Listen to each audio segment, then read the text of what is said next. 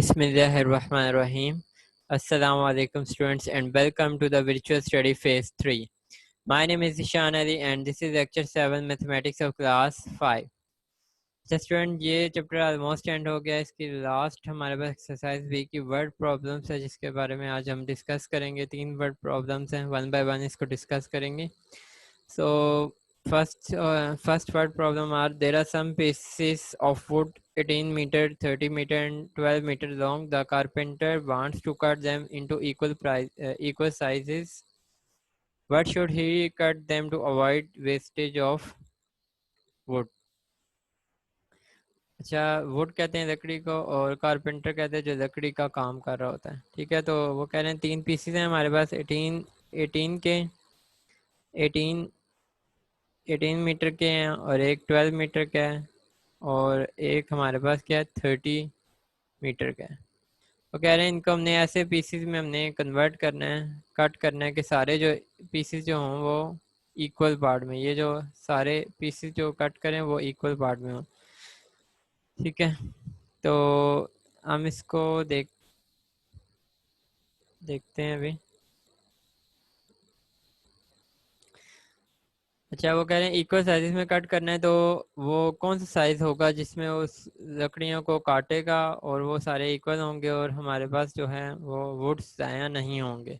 ठीक है, तो फर्स्ट ऑफ ऑल स्टार्ट करते हैं solution. First piece of wood कितनी है हमारे पास 18 metre, second piece of wood and third piece of wood are 30 and 12 metres respectively. So हमारे पास कंडीशन है दी हुई है the carpenter wants to cut them into equal sizes. अच्छा, एक बात अपने याद रखनी है कि HCF और LCM दो तरह की कंडीशन ऐसी होती हैं कि HCF में या वो इस तरह की सिचुएशन देगा कि हमने बराबर हिस्सों में कोई चीज़ डिवाइड करनी है, बराबर हिस्सों में ये करनी है, मतलब कोई पीस ऑफ क्लॉथ है, जैसे क्या अगली वर्ड प्रॉब्लम में हम देखेंगे जिस तरह ये भी है, वुड्स को इक्वल पार्ट्स में इक्वल साइजेस में कट करना है। तो इस सिचुएशन के लिए हम इसका देते हैं HCF देते हैं, क्योंकि HCF हमारे पे हाईएस्ट कॉमन डिवाइज़र होता है कि सबसे हाईएस्ट इन तीनों नंबर में से सबसे पहले इनके फैक्टर। ठीक है, इसके फैक्टर हैं, इसके फैक्टर हैं, इसके फैक्टर हैं, इन तीनों के फैक्टर्स हो गए। फिर वो उनमें से फैक्टर्स कॉमन कौन से आ रहे हैं कि एक नंबर जिसे हम तीनों को डिवाइड कर दें। सबसे पहले बात तो ये ना, कॉमन फैक्टर्स को हाईएस्ट कॉमन फैक्टर हम क्यों फाइंड करते हैं 3 या 2 नंबर्स का या 4 नंबर्स का, कि हमें वो ऐसा कोई नंबर मिले जिससे हम तीनों या 4 नंबर्स को एक ही नंबर से डिवाइड कर सकें और रिमाइंडर 0 आ जाए। हाईएस्ट एक तो हो गया फैक्टर, फिर उनमें से कॉमन फैक्टर, फिर उनमें से जो कॉमन फैक्टर्स उनमें से हाईएस्ट को हम चूज़ करते हैं, तो वो होता है हमारा हाईएस्ट कॉमन फैक्टर। तो हमने नंबर फाइंड करना है कि जिस नंबर से हम तीनों को डिवाइड करें और रिमाइंडर क्या आ जाए 0, मतलब कंप्लीट डिवाइड हो जाए, कोई वेस्टेज ना रहे। तो ऐसे इसका हम फाइंड करेंगे। सबसे पहले 30 और 18 से स्टार्ट करते हैं, सबसे बड़ा नंबर उससे छोटा। 30 हम डिविडेंड कह देंगे और 18 डिवाइजर होगा। 18 वन 18 माइनस 30 माइनस 18 होके 12 आ जाएगा। फिर आपको पता है जो डिवाइजर है वो डिविडेंड बन जाता है नेक्स्ट का, और जो रिमाइंडर है वो डिवाइजर बन जाएगा। 12 वन 12, 18 माइनस 12 6 आ जाएगा हमारे पास आंसर। उसके बाद 12 जो है हमारे पास डिवाइजर बन जाएगा और ये रिमाइंडर क्या होगा, डिविडेंड होगा। तो 6 टू द 12 आ जाएगा और हमारे पास रिमाइंडर क्या आ जाएगा 0। अभी हमने 18 और 30 का HCF फाइंड किया, जो कि हमारे पास क्या आ गया 6 आ गया। जो लास्ट डिवाइजर होता है वो हमारा HCF होता है। उसके बाद इन दोनों के HCF को हम 12 से देखेंगे, चेक करेंगे 12 और जो HCF हमारे पास था ये 12 डिवाइडेड बाई 6, रिमाइंडर क्या आ जाएगा 0। तो इस 6 ने इसको भी कंप्लीट डिवाइड कर दिया है, तो जो लास्ट डिवाइजर होता है वो हमारा HCF होता है। तो HCF हमारे पास क्या हो जाएगा 6 आ जाएगा इसका आंसर। तो इट्स मीन इसका क्या मतलब होगा कि he should cut them into size to avoid wastage of wood is equal to HCF of pieces is equal to 6 metre. अब 6 मीटर से इसको डिवाइड करेगा तो इसके 3 पीसेस हो सकते हैं, 6 के 3 पीसेस हो सकते हैं। अब इसको 6 से डिवाइड करेगा, जितने पीस इतने 6 मीटर के किए हैं उसी साइज के पीस करेगा 5 करेगा। 6 5 30 होता है 5। और ये 12 है, इसके भी उतने ही साइज के पीस करेगा लेकिन 2 पीसीज आएंगे। ठीक है, तो ये इसका कॉन्सेप्ट था। HCF का मतलब प्रैक्टिकल लाइफ में यही कॉन्सेप्ट है कि कोई भी चीज़ इक्वली डिवाइड करनी हो, मतलब कि इक्वली कट ऑफ करनी हो, तो हम HCF यूज़ करते हैं। इसके बाद नेक्स्ट प्रॉब्लम की तरफ बढ़ते हैं। Problem number 2, Sara does the washing every 9 days, Ariba does her washing every 12 days, and Neha does her washing every 6 days. If they all do the washing today, after how many days will they do the washing together again? इस problem में ये कह रहे हैं कि सारा, अरीबा और नेहा जो है वो वॉशिंग करते हैं रिक्वायर्ड डेज में जो बताए हैं। ये washing, cloth washing I think so, 9 days बाद, हर 9 दिन बाद, 12 days बाद और 6 days बाद। तो ये हमारे पास क्या डाटा आ जाएगा, 9 days, 12 days and 6 days। Sara, Ariba, Neha that her washing is equal to 9 days, 12 days and 6 days आ गए। अब इस पे कंडीशन क्या लगी है, they are do the washing today, मतलब ये हर 9 दिन बाद सारा वॉशिंग करती है। उसके बाद अरीबा जो है हर 12 डेज के बाद, और नेहा जो है वो हर 6 दिन के बाद वॉशिंग करते हैं। तो ये इनकी रूटीन है। और आज के दिन फॉर एग्जांपल आज अगर थर्सडे है, ठीक है, थर्सडे के दिन अगर ये वॉशिंग स्टार्ट करते हैं, तीनों इकट्ठे वॉशिंग करते हैं अपने अपने घरों में, तो अगला ऐसा कौन सा दिन आएगा, कितने दिनों बाद ये इकट्ठे वॉशिंग करेंगे? ठीक है, ये क्वेश्चन है। वो कह रहे हैं they all do the washing today, ये सारे आज ही वॉशिंग स्टार्ट करते हैं, आज करते हैं। तो ये दोबारा अगेन टुगेदर वॉशिंग कब करेंगे? फॉर एग्जांपल मैं आपको एक आइडिया देता हूँ कि नो, फॉर एग्जांपल साहब ने वॉशिंग आज स्टार्ट कर दी, ठीक है, इस दिन से। उसके बाद सारा कब करेगी? 9 दिन बाद, 9 डेज बाद। और फिर उसके बाद अगले 9 डेज के बाद 18, फॉर एग्जांपल फर्स्ट, मतलब फर्स्ट ऑफ मंथ है, यकम जो अगस्त है, इसमें वॉशिंग ने स्टार्ट की। ये 9 तारीख को, 9 अगस्त को दोबारा ही सारा करेगी, 18 को भी सारा करेगी, और 27 इस तरह से ये इसकी वॉशिंग होती रहेगी। 36, इससे 9 डेज का गैप आएगा। उसके बाद 12 डेज के हिसाब से, मतलब कि हर 12 डेज के बाद कौन वॉशिंग कर रहा है? अरीबा कर रही है। फर्स्ट को इसने किया था, फिर 12 को करेगी, 24 को, फिर 36 को। ठीक है, तो उसके बाद नेहा जो है 6 डेज के बाद कर रही है। पहले फर्स्ट बार 6 डेज के बाद किए, फिर 12 में किए, फिर 18 में किए, और फिर 24 में किए, ठीक है, फिर 30 पे किए, और फिर 36 पे किए।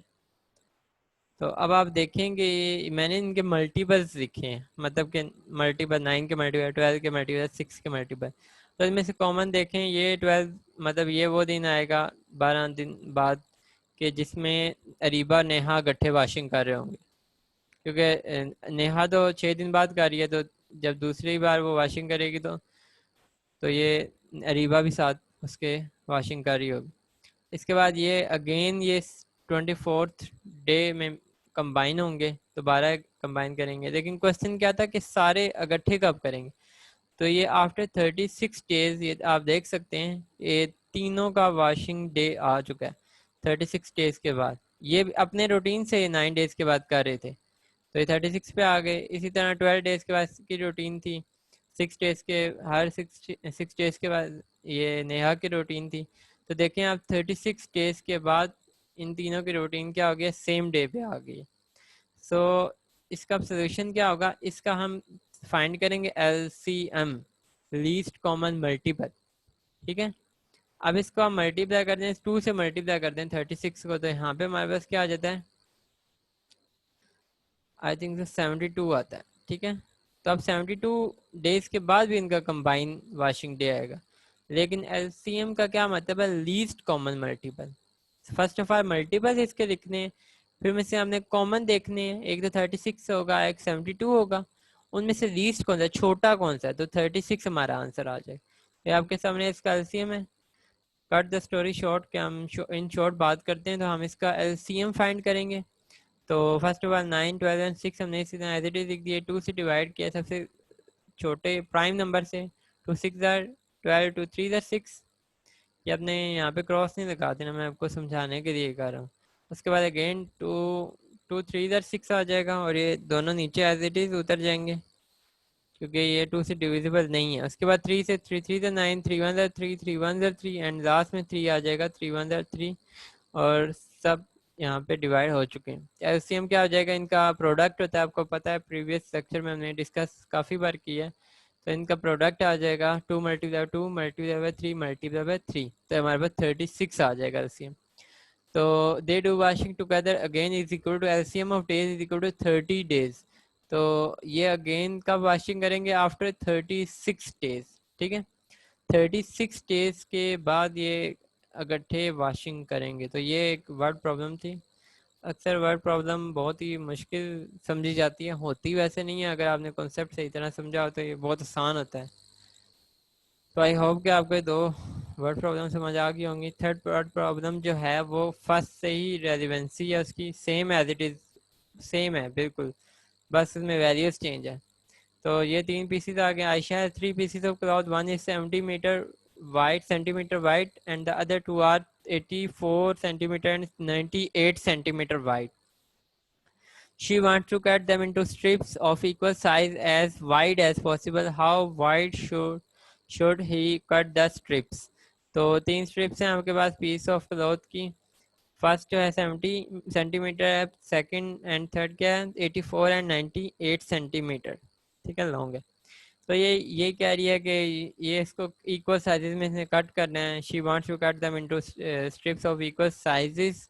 तो इसका हमें लेंगे एचसीएफ लेंगे क्योंकि हमने इक्वल साइज फाइंड करना है। ये फैक्टर के मतलब के मीनिंग में आ रही हैं चीज़ें कि इक्वल मतलब कॉमन फैक्टर से डिवाइड होंगे तीनों तीनों नंबर्स।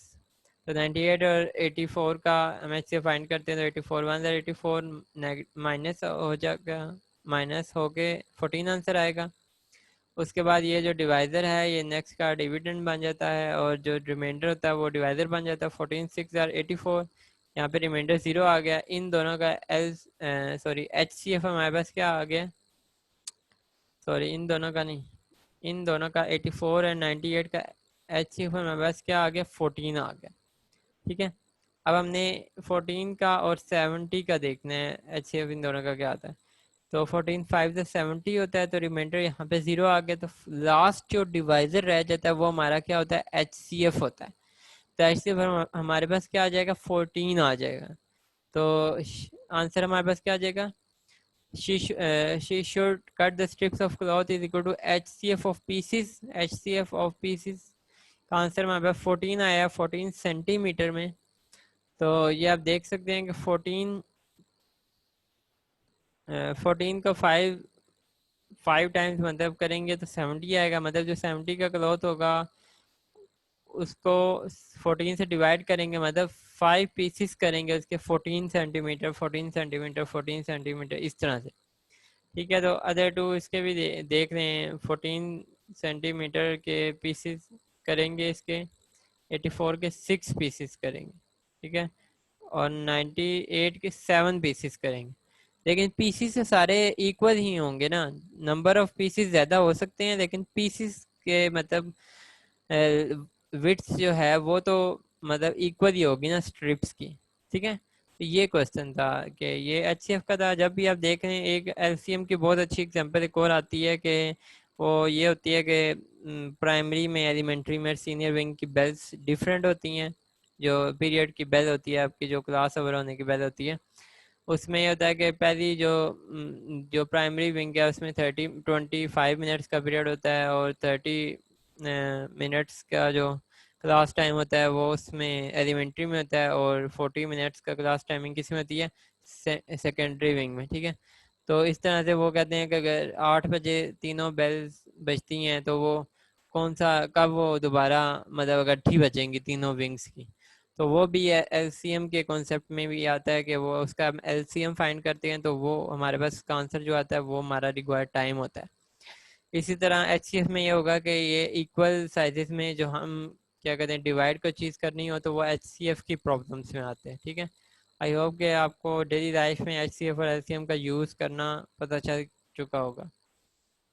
ठीक है, तो इस तरह एक और भी एग्जांपल दे सकते हैं कि मतलब कि कोई घर के अफराद हैं, वो एक जो पर्सन है वो 3 घंटे बाद घर आता है, हर 3 घंटे बाद घर चक्कर लगा रहा है, दूसरा भी हर 2 घंटे बाद लगा रहा है, तीसरा 5 घंटे बाद लगा रहा है। तो ऐसा कौन सा टाइम आएगा कि तीनों जो पर्सन है वो इकट्ठे एक टाइम पे मतलब कि मतलब घर में इकट्ठे होंगे? तो वो भी हमारे पास जो कॉन्सेप्ट है वो एलसीएम में आता है। इसके अलावा आप डेली लाइफ में देखें कोई प्रॉब्लम फाइंड करें जो इस मतलब कैटेगरी में आती हो, तो उसको हम इस एच सी एफ या एलसीएम से आप सॉल्व कर सकते हैं।